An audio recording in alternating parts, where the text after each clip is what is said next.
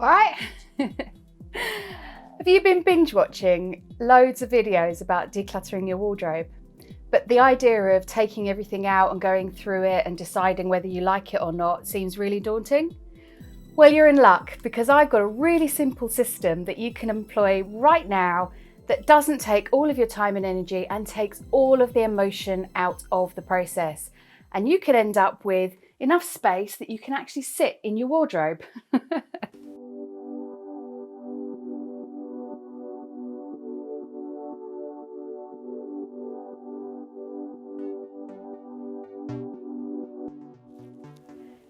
Simplifying your wardrobe, deciding whether an item sparks joy or would you buy it again, is a really easy way to do it, but that's not what we're going to talk about today, because you can end up dealing with a lot of decision fatigue. And if you're not in the right headspace right now, but you still want to get the benefits of a much easier to maintain wardrobe, maybe that's not the right solution for you.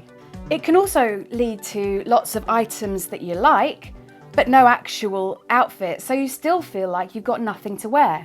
The other problem some of us face is the fear of letting go. You know, you might not fit into it right now, but you still love it, so what do I do with it? Everything in your wardrobe needs to be an option that you can actually wear right now. And if you're like me and you fluctuate in size, you're going to have options that, you know, you pop it on in the morning and you're like, actually, you know what? That's why I haven't worn it for a while, right? Or even worse, and I'm terrible for this because I'm really hard on clothes, you try something on and you realise, oh yeah, it's got that tear in it I needed to fix. And then it ends up chucked in the bottom of the wardrobe, and then it falls out and goes into the laundry, and then you're washing it. Or is that just me? I don't know.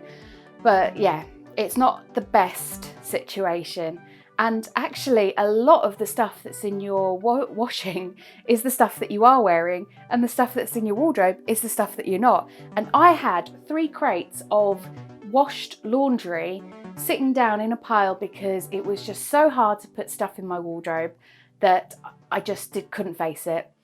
So this really simple process is the answer to your problems. You'll still get a bunch of clothes out of your wardrobe without having to make any decisions and focusing only on facts. And you don't even need a lot of time or energy to do this. So all you need are 3 containers, bin bags, boxes, whatever you have to hand. Mark 1 big, 1 small and 1 damaged.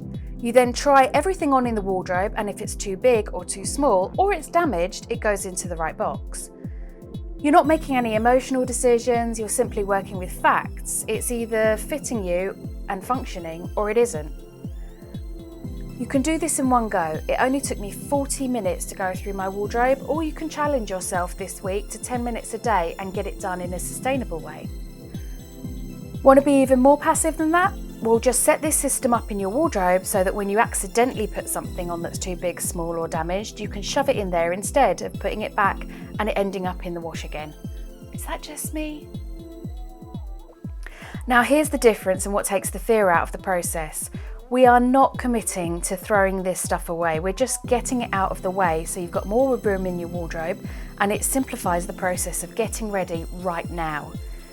Don't get me wrong, if you look at it and say, honestly, I'm never going to be bothered to fix that, or I didn't even like it when I was that size, then by all means, delete that from your life. But if you're not sure and you don't even want to think about it, just put it in the container. It's just not for right now. So it really is that simple, and I got rid of 30% of my wardrobe and made a load of space for clothes that I'd left in crates because I just couldn't face putting the washing away. Now every single thing in that wardrobe is something that I actually can wear. We haven't tackled whether I like it or not, that's a whole other situation, but I know I fit into it and it's an option if I want to put it on. So that's really beneficial, and it's given me some quick value in my home, and I hope it's given you an idea of how to get some value yourself. And talking of value, if you're enjoying this video, you know what to do, and if you want anything else about simplifying your life in really sustainable and easy ways, then hit that subscribe button. My name's Karen, this is The Agile Life, catch you soon.